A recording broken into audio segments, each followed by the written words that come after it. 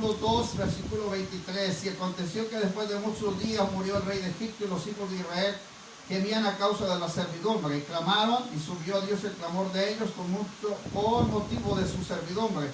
Y oyó Dios el gemido de ellos, y se acordó de su pueblo Dios, y se acordó, de su pacto Dios con Abraham, Isaac, Jacob. Y miró Dios a los hijos de Israel y los reconoció. ¿Qué dice? Y lo reconoció Dios. Puede tomar su lugar. Mira, amado hermano, cuando vamos a la escritura, encontramos esta historia. Es una historia, hermano, que nos deja grandes enseñanzas, grandes lecciones. La historia bíblica tiene un concepto preciso de lo que Dios pretende enseñar a través del escritor, a través del pasaje que hemos leído. Dios deja específicamente el propósito por el cual se describe el libro del Éxodo, que significa salida. Y en esta narrativa, en esta historia, hermano, porque todo el libro parte también de Levítico, Éxodo, Deuteronomio, Números, parte de Génesis, también es narrativo, hermano, así que deja historias narradas precisas de los acontecimientos que sucedieron. Pero quiero ser preciso rápidamente, hermano. Quiero ser preciso sobre este asunto. A mí me llama la atención lo que le voy a mencionar a través del testimonio. Una mujer que durante mucho tiempo estuvo orando por su familia. Y esa mujer, hermano, mientras oraba, mientras clamaba, mientras persistía su oración constantemente, Dios bendecía a su familia. Bendecía a su hija, bendecía al yerno, bendecía al nieto. Bueno, Dios bendecía a la familia mientras ella oraba. Un día en que la mujer tuvo que morir. Cuando la mujer muere, hermano, empiezan a venir problemas a la casa, empiezan a venir circunstancias. Esa familia se empezó a venir como cuando usted ve un globo que lo deja ir, se le acaba el aire y empieza a caer, o como el papalote que lo suelta, y que cuando se le termina la fricción del aire, hermano, tiende a venirse hacia abajo.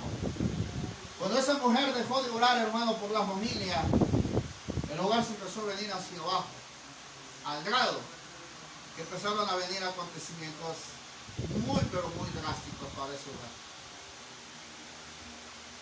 Mientras José estaba en la tierra de Egipto, hermano, mientras Dios permite que José, así como este testimonio, mientras José estaba en la tierra de Egipto y mientras Jacob había entrado con 70 personas a la tierra de Egipto después de que empezó la hambruna, usted la sabe bien la historia, después de los 7 días o 7 años de abundancia y 7 años de escasez, Dios permite que Dios le da la bendición a Jacob de ir a la tierra de Egipto. Pero mientras José estaba, escuche bien, mientras José estaba y mientras el faraón que conoció a José vivía, el pueblo estaba siendo bendecido.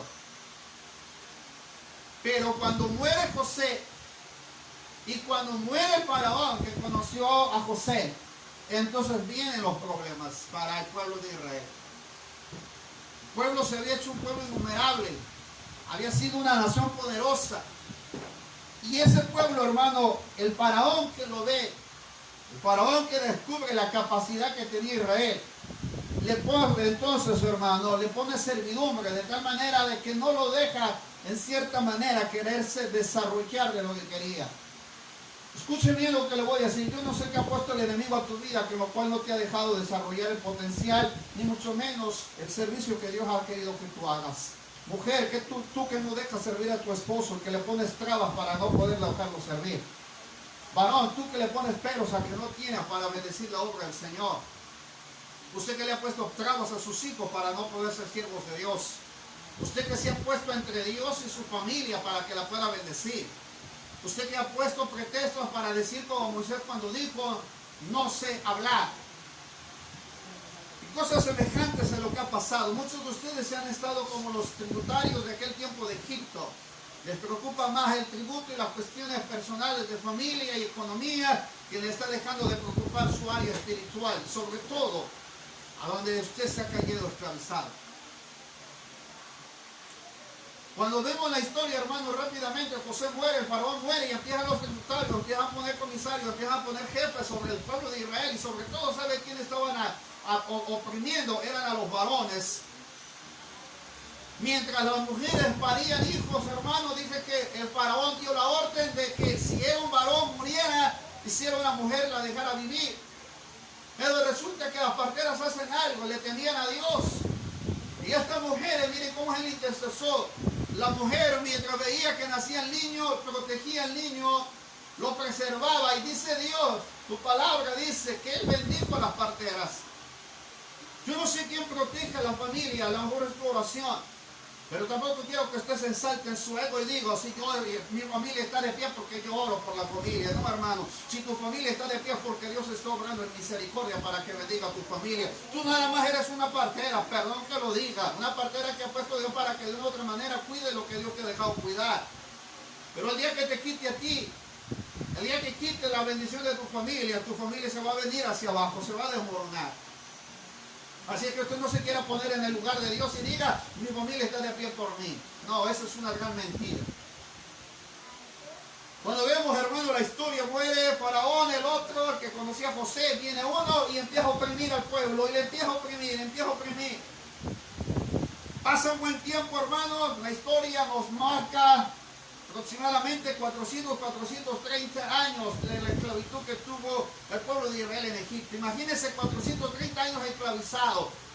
Yo no sé en qué se ha esclavizado usted, y que se le ha hecho un hábito informal. Perdón, no quiero ofender a nadie, hermano, pero a veces la informalidad de llegar tarde a una área, a un trabajo, a una labor, hasta la misma iglesia, algún compromiso, mi hermano, eso es un mal hábito al que usted está esclavizado. Qué triste es cuando nos esclavizamos a formalismos y hacemos, hermanos, que creemos que Dios no toma en cuenta eso. Dios toma en cuenta todo lo que tú haces, todo lo que haces. Tienes que tener cuidado con lo que estemos haciendo y que nos está trayendo a esclavitud. Cuando el pueblo se esclaviza, hermano, dice la Escritura que ya no soportaron. La palabra del Señor dice, hermano, para entrar de lleno, 6 cosas que le quiero dejar esta mañana rápidamente. Y aconteció que después de muchos días muere el rey de Egipto y los hijos de Israel. Dice la Escritura, gemían a causa de la servidumbre, clamaron y subió Dios al clamor de ellos con motivo de su servidumbre. Hay 3 verbos en presente, hermano, que cuando usted lo sigue leyendo lo va a ver en presente. El primero, gemir.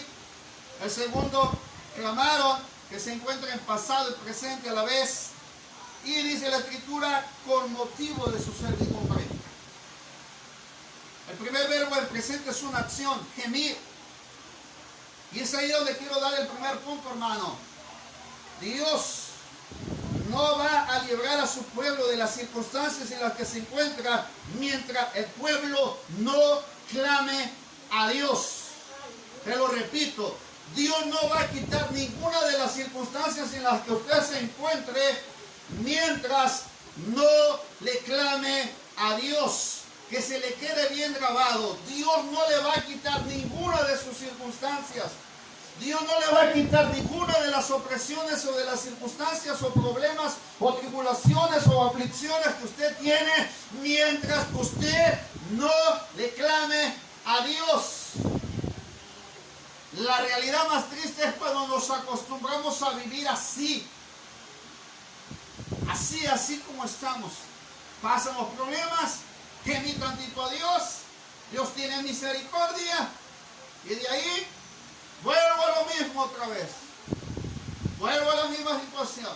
Ya pasó todo, ya resolvió el problema, ya vuelvo a ver que todo está en paz, y me vuelvo a mi misma realidad, a lo mismo de siempre. Y Dios no está cargado con eso. No quiere que sigas con lo mismo. Porque no le dijo a la mujer adúltera, vete y no peques más. Le está diciendo, te estoy dando la oportunidad de cambiar lo que pasó, pero ya no peques. Le dijo a aquel hombre, levántate, toma tu lecho y anda. Le está diciendo un hecho, una acción. Ya no te quedes postrado en la imposibilidad de que no puedes caminar. Vamos, levántate. Tus pecados ya fueron perdonados. Ahora levántate, toma tu lecho y anda. El que ellos tomaran su lecho a donde se tendían o quedaban postrados era una forma de mostrarle que Dios ya había hecho un milagro sobre ellos. Y cuando lo llevaban como testimonio de que un día habían estado paralíticos o mendigando. Pero la Escritura nos enseña que el pueblo de Dios, el pueblo de Israel tuvo que gemir, tuvo que clamar. para salir de la circunstancia en la que estaba. Mientras la mujer que le mencioné al inicio clamaba, la familia era bendecida. Pero cuando la mujer dejó de clamar, la familia se vino hacia abajo. Hasta el día de hoy quiero decirle que esa familia no ha podido prosperar como lo había hecho antes. La segunda cosa que quiero mencionarle, mi hermano, es que tenemos que volvernos a la revelación divina de Dios. Tenemos que volvernos una vez más a la revelación divina de quién es Dios. ¿Quién es Dios? Honramos a Dios, pero no lo conocemos. Oramos a Él y no sabemos quién es. Ni siquiera conocemos la magnitud de su poder. Yo lo he experimentado, mi amado hermano, hace los 2 días, el día jueves. Una persona que ha estado trabajando me dice, quiero decirle algo, ¿sabe qué? Vamos a detener el trabajo porque ahorita hay unas circunstancias. Pero yo no sabía lo que Dios ya estaba haciendo, sino que el día de la oración del jueves, yo le oré a Dios y le dije, Señor, tú conoces lo que viene, tú sabes lo que va a pasar. Pero algo quiero pedirte a Dios, revela tu poder, muéstrame tu gracia, muéstrame tu favor. Para la mañana siguiente, hermano, había un señor que me había insistido que le fuera a hacer un detallito ahí en su casa y siempre yo me lo veía así, diciendo, pues no tengo tiempo, tengo que hacer más grande que eso. Pero ese día sabíamos que necesitábamos un dinero de viernes, el viernes para sábado, hermano. Oré a Dios, le dije, Señor, man, tú lo sabes. De repente vine y lo hice, mi hermano, y Dios me bendice a través de la persona. Y yo me acordé lo que le dije a Dios, revela tu poder. Llegué a ver a otra persona y me dijo, ya le compré la pintura que necesita. Pasaron como 20 días y no la había comprado. Me ve y dice, mañana te la compro, mañana vienes temprano y vamos a comprar la pintura. Listo. Llegué, la fui a comprar. Yo dije, Señor, si yo no clamo a Dios, Dios no responde. Usted no puede estar mudo ante Dios. Aunque muchos ya dicen, es que antes de que yo le diga al Señor, Él ya conoce lo que estoy pensando. Ciertamente Dios es omnipresente, omnisciente. Pero aún le voy a revelar algo para avanzar rápidamente al tercero.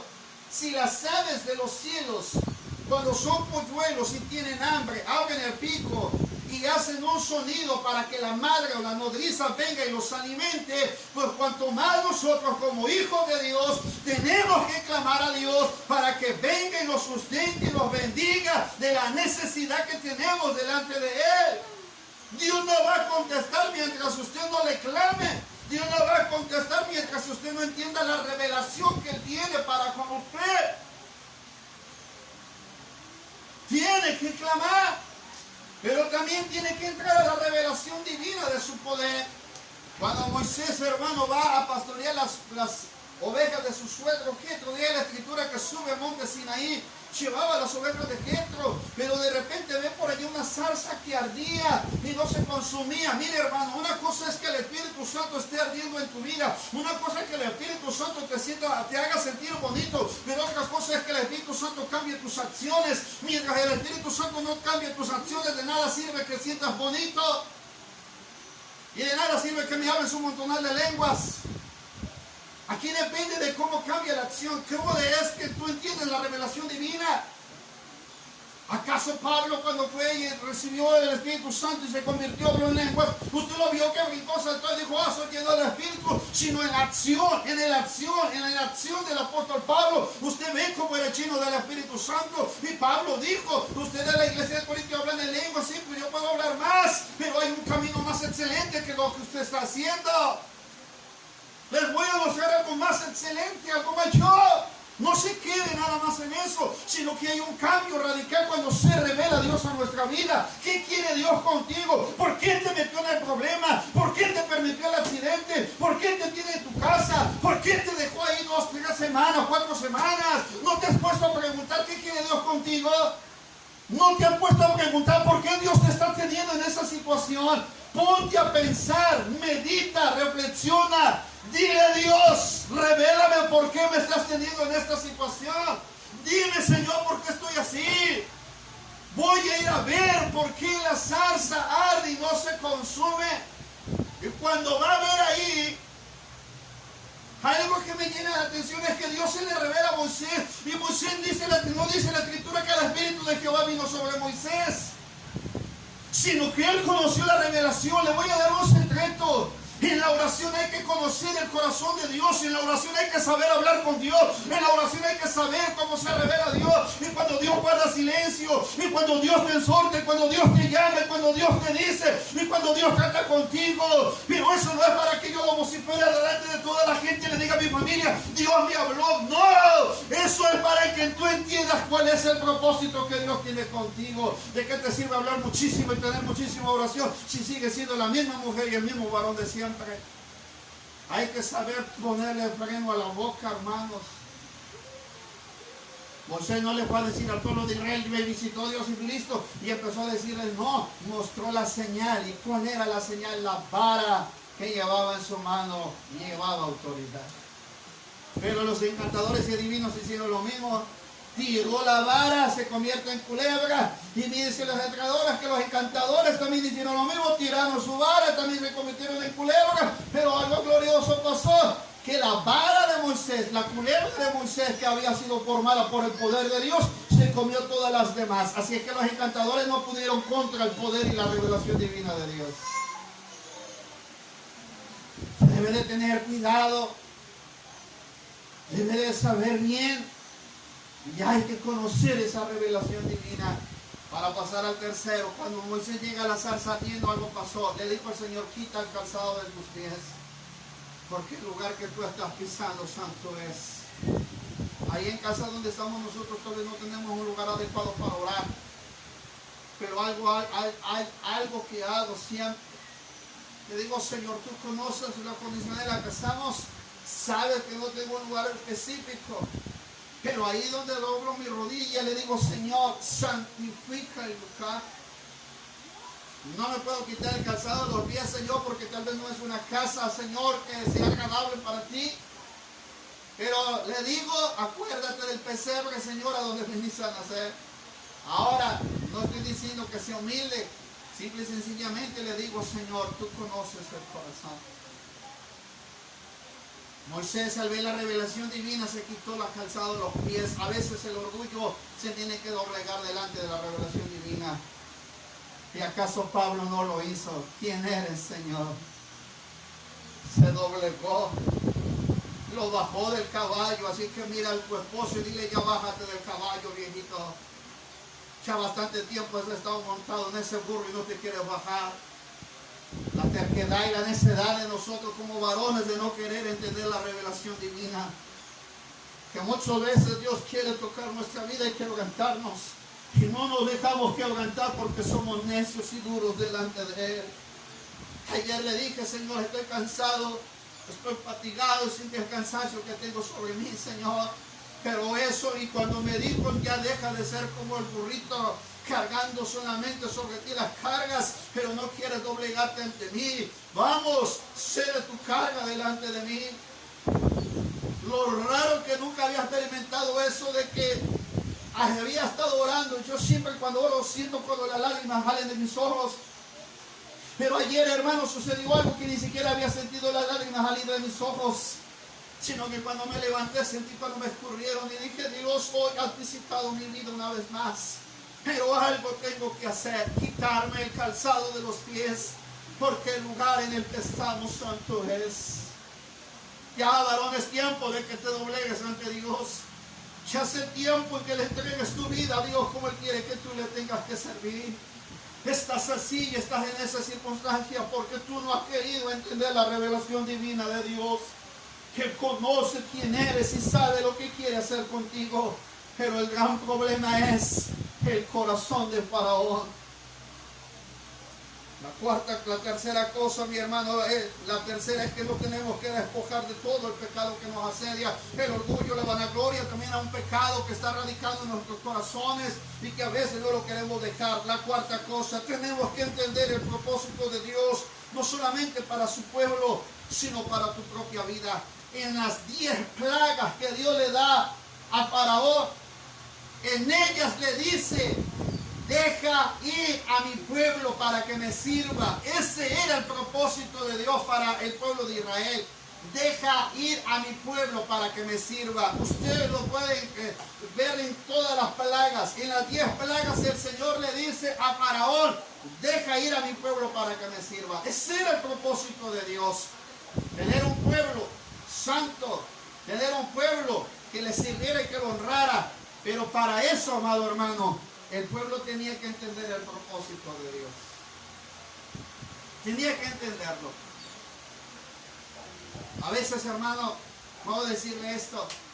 Usted puede estar orando por una persona que está enferma, algún familiar suyo que está enfermo. Yo te quiero preguntar esto, si Dios te lo quita, voy a llegar a la muerte de los primogénitos y me voy a brincar a todas las plagas. El jueves era lo que estaba ya pensando sobre mi cabeza. Y fue lo que le compartí tantito a los hermanos. Ahora les voy a soltar toda la palabra. Si Dios te quita al primogénito, trató con Faraón en las 10 plagas. En las 9 Faraón no quiso ceder. Y cada que cedía y lo hacía, siempre lo hacía replicando algo. Ay, mamá, ya quieres que vaya a la iglesia, pero si tú sabes que estoy ocupada, estoy cansada, déjame dormir. No tengo tiempo, no tengo dinero, no tengo cómo llegar a la iglesia. ¿Y cuántos pretextos nos ponemos para poder buscarle? Y hay parecido algo como Faraón. Pero cuando nos duele la cabeza, le decimos como Faraón, oren por mí.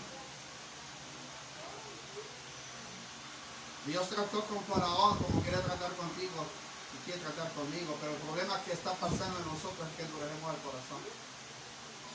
No endurecemos. Y cada que Dios quiere revelarse a tu vida, cada vez que doblamos y doblegamos, pero no nos doblegamos ante Él, sino que le endurecemos el corazón. Lo endurecemos. Lo endurecemos, lo endurecemos. La Escritura enseña que tenían que entender el propósito de Dios y Faraón no lo quiso entender. Deja ir a mi pueblo para que me sirva. Mira, cuando servía, le replicabas que por qué tanto tiempo estaba en la iglesia. Cuando servía le decías, es que hay mucha iglesia, y no me atiendes, y la casa, y esto, y aquello. Y ahora que no le sirve a Dios, ahora cuál va a ser la réplica. Ahora cuál es la réplica, ahora cuál es la cuestión que vamos a altercar con Dios.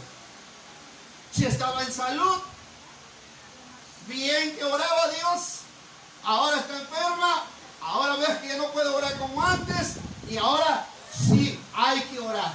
Pero cuando estuvo bien, cuando las cosas estaban bien, cuando Dios nos estaba bendiciendo, ¿por qué no orábamos? ¿Por qué no clamábamos? Ahora todas las cosas están contrarias a nosotros. Mire, para avanzar, para decirle los dos últimos, Dios tuvo que pegarle a Faraón a donde más le dolió. Tuvo que pegar a donde más le dolía. Y donde más duele, mi hermano, es que Faraón sabía que el primogénito se iba a sentar en su trono después de que él muriera. Lo triste es que el padre y el hijo mueren casi al mismo periodo de tiempo. Se vino la muerte, pero fue anunciada. Le dijo al pueblo, vamos, hay que poner sangre en los dinteles de las puertas de tus casas, porque va a pasar el ángel de la muerte y va a ser matazón de gente. Ah, pero el que no esté cubierto con la sangre y si no la encuentra, muere. Así sea hebreo. ¿Qué sucedió, hermano? Le anunciaron a Faraón y Faraón no quiso entender y dijo, no, eso no puede ser posible.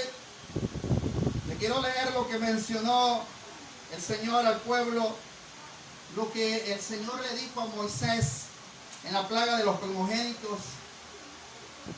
Pero contra todos los hijos de Israel, desde el hombre hasta la bestia, ni un perro me verá su lengua, para que sepáis que Jehová hace diferencia entre los egipcios y los israelitas. Hay una diferencia entre el que se somete a Dios, el que busca a Dios, el que se entrega a Dios y el que se dedica a Dios, y al que anda como un egipcio. O al que anda, mi hermano, como los egipcios. Había una diferencia. Faraón no quiso entender. Y cuando viene la ansiedad de la muerte, los primogénitos murió. Ahora le quiero decir, si muere la persona que intercede por ti, ¿qué va a pasar? Si muere, y se lo aviso porque ya viene. Ya viene, ya está, se va a soltar este asunto. Y muchos van a llorar, muchos van a clamar, Señor, pero ¿por qué me la quitaste? Señor, pero ¿por qué me quitas esto? ¿Por qué me quitas el otro? Una plaga, no entendiste. Otra plaga, no entendiste. Otra plaga, no entendiste. Bueno, te mandé 9 plagas. Un accidente, perdiste dinero, tuviste circunstancias, te quedaste sin empleo, estás sometido en esto, te metió en otra cosa, luego te metió otra cosa, y luego otra cosa, y tú no quisiste entender, ni yo quisimos entenderlo. Entonces, ¿qué dice Dios? Bueno, entonces voy por donde más te va a doler. Mire, hermano, si usted no entendió con el COVID, es cuestión suya, es personal. Claro, si no lo quiero entender, es verdad. Ustedes vieron la muerte cerquita y aún cuando la vieron cerquita están como Faraón. Como el corazón de Faraón. Este es el mensaje de esta mañana, como el corazón de Faraón. Dios está hablando de 1, 2, 3, 4, 5 maneras. Dios habla de una manera y otra. Dios habla de una forma y otra, y ahí está hablando Dios de una manera y otra. Sigue hablando y nosotros seguimos como el corazón de Faraón. Lloro en mi casa, ¿te pareces a Faraón? Ora por mí, clama por mí. Y cuando Faraón, mi hermano, estaba en casa, no sé si intercedía a Dios y Dios le quitaba la plaga, pero el Faraón se endurecía. No es lo mismo orar en casa que en el templo.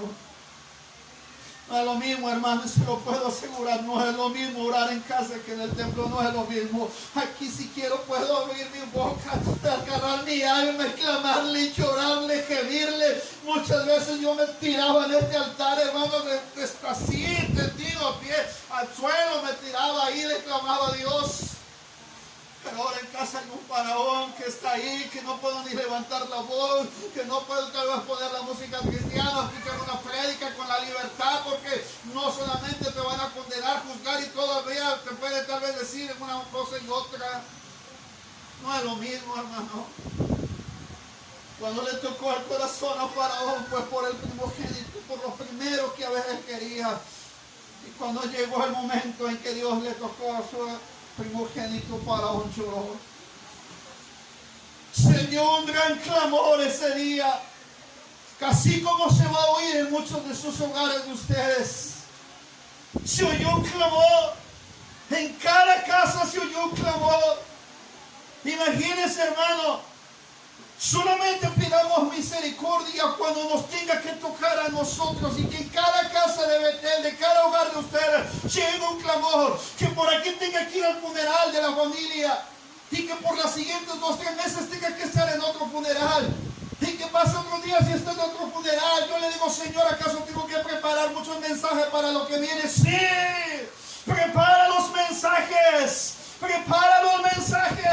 porque la muerte va a venir y es inevitable. Y si los agarra de sorpresa, eso ya no es cuestión mía, porque mi palabra no volverá vacía, sino la he enviado con el propósito con el cual la tengo que enviar. Dile a mi pueblo que es tiempo de gemir, dile a mi pueblo que es tiempo de clamar, dile a mi pueblo que es tiempo de que me sirva, dile a mi pueblo que es tiempo de que salga de la tierra de Egipto, dile a mi pueblo que es tiempo de que se levante para buscar, dile a mi pueblo que es tiempo de gemir delante de mi presencia, porque lo que viene será inevitable y nadie lo va a detener, sino solamente la misericordia y la mano del Señor. Así es que escúchelo bien. Cuando yo le tenga que decir, hermana, acabo de fallecer la hermana fulano de tal, y ahora hay que ir a un funeral, hermano, acabo de morir el hermano fulano de tal, ahora nos toca ir a la siguiente. Prepárese, porque no quiero que después me agarre de sorpresa y me diga, ay, pastor, es que no tengo tiempo para ir al funeral de la hermana.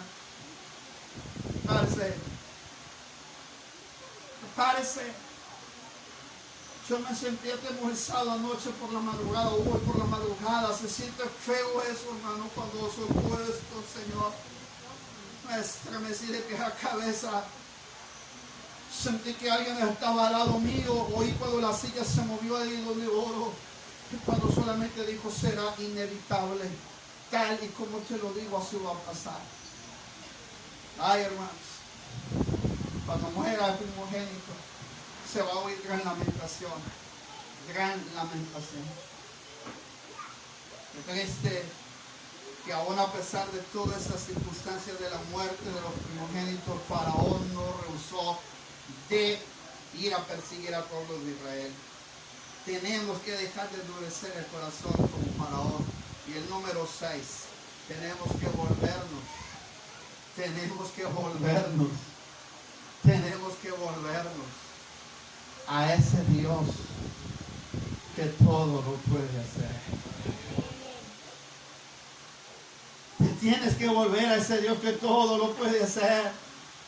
Iban atemorizados, iban saliendo de la tierra de Egipto, y de repente, mi hermano, se encontraban en un dilema. El mar Rojo delante, lado izquierdo, más o menos imagínense los filisteos, del lado derecho un desierto innumerable, y del lado de atrás venían los egipcios. Se encontraban en un dilema, y de repente Moisés, así como a veces ponen al siervo de Dios que hacer, si trabajo para sustentarme, si tengo que servir a la iglesia, si tengo que asistir a cada servicio, si tengo que buscar cómo visitarlos a todos, a veces me dejan en un dilema a mí también, y me encuentro como Moisés, y lo único que hago a Dios es clamarle. Le tengo que clamar a Dios y le digo: Señor, mira detrás de mí los egipcios, del lado derecho está un desierto innumerable, del lado izquierdo los filisteos que están en contra de Israel, y por delante hay un límite, Señor, hay un obstáculo, se llama el Mar Rojo. Y Moisés le empieza a clamar a Dios, y Dios le dice: ¿por qué clamas a mí, Moisés? Y al pueblo que marche mientras tú extiendes tu mano. ¿Para qué? Y se divide el Mar Rojo, para que se dividiera el Mar Rojo. Y entonces, hermano, al ver ese hecho sobrenatural, ahí quiero concluir, tenemos que volvernos a ese Dios sobrenatural. Tenemos que volvernos a ese Dios sobrenatural. ¿Tú crees que Dios no puede detener la enfermedad? ¿Tú crees que no la puede detener? A mi madre le detuvo la carnosidad en los ojos. Le dijeron cuánto salía la operación, no teníamos el recurso, nos tuvimos que meter a orar y clamar. Vino una hermana, me acuerdo bien de esa hermana que llegó a visitarla, fue la última vez que la vimos. Dijo: hermanita, vengo a verla, era de la iglesia Cristo Viene, una ancianita que nos conocía de años. No le importó, con esto concluyo, no le importó caminar desde donde vivía hasta donde nos encontrábamos en la Morelos. Ella se vino caminando, mi hermano, en aquel entonces todavía el bulevar no estaba arreglado, de la Ruiz Cortines se vino, se entremetió mi hermano entre los montecitos que había en aquel entonces, y llegó mi hermano hasta la colonia Morelos. Fue a ver a doña Clotilde, porque le decía doña Coti: vengo porque Dios me ha enviado. La enfermedad que usted tiene se va a detener, no se la va a quitar, así le dijo, pero se la va a detener. Se la va a detener. Así como Dios detuvo a Faraón en el Mar Rojo, Dios puede detener cada circunstancia que tú tengas, pero dependerá de cómo puedas tú clamarle a ese Dios sobrenatural. Detuvo a Faraón y a su ejército en el Mar Rojo. Ahí lo detuvo. La enfermedad se puede detener si tú le clamas como Moisés. Si tú entiendes la autoridad, si tú entiendes la revelación, si tú entiendes ese Dios de poder y ese Dios sobrenatural, que Él abre caminos donde no los hay, que Él abre brechas donde no las encuentra, que pueda abrir el Mar Rojo, mi hermano, si es posible aún hoy otra vez. Pero la Escritura nos enseña que cuando se abre el Mar Rojo, Dios pasó delante de ellos, porque dice la Escritura que la llama de fuego que se veía en las nubes se detuvieron detrás de Israel y ellos empezaron a pasar. Esto significa que Dios nunca deja de proteger a aquellos que confían en su hecho poderoso y sobrenatural. Dios nunca ha dejado de ser Dios. Dios sigue siendo Dios. Dios seguirá siendo Dios mientras tú y yo lo dejemos a Él actuar sobre nosotros.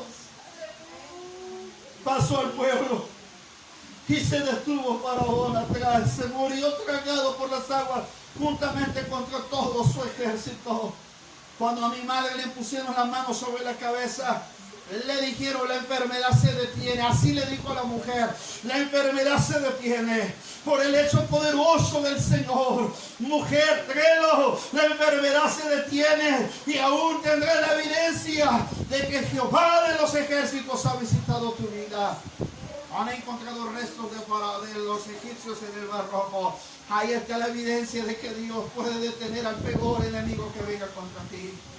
Y pelearán contra ti, mas no te vencerán, porque yo estaré contigo, dice el Señor. Pero para que eso suceda, necesitamos volvernos a ese Dios de poder. Necesitamos volvernos a ese Dios que tiene poder, quiere ponerse de pie. ¿Qué tenemos que hacer como pueblo de Israel? Gemir, clamar por la causa en la que nos encontramos. Tenemos que volver a la revelación divina. ¿Qué quiere el Señor conmigo? ¿Qué quiere? Dime por qué estoy pasando todo esto. ¿Qué pretendes conmigo? La tercera cosa es que tenemos que despojarnos, hermanos, de las sandalias, del orgullo, del pecado, de lo que nos asedia para poder entender lo que Dios quiere con nosotros. A veces hay una ceguera en nosotros, hermanos, que no nos deja ver lo que Dios quiere que veamos. Pero también tenemos que entender que el propósito de Dios, mi hermano, no es otro más que el que siempre nos ha dicho: quiero que me sigas. Ese es el propósito de Dios. Sírveme sin reservas. Quinto, mi hermano, es que tenemos que dejar de estar endureciendo el corazón como Faraón. Ya no endurezcas tu corazón. Si escuchas hoy su voz, ya no endurezcas vuestro corazón como lo hicieron en Meriba, dice la Escritura, hablando Pablo a los Corintios. Pero el sexto es que nos tenemos que volver a ese Dios sobrenatural. A ese Dios sobrenatural. ¿Quiere venir al altar hoy? No quiero que se quede allá. Quiero que venga al altar, hermano. Quiero que esta tarde le diga: Señor, mira, yo no sé cuáles sean todas las circunstancias, Padre, pero yo no quiero andar de funeral en funeral, ni muerte de primogénito tras primogénito.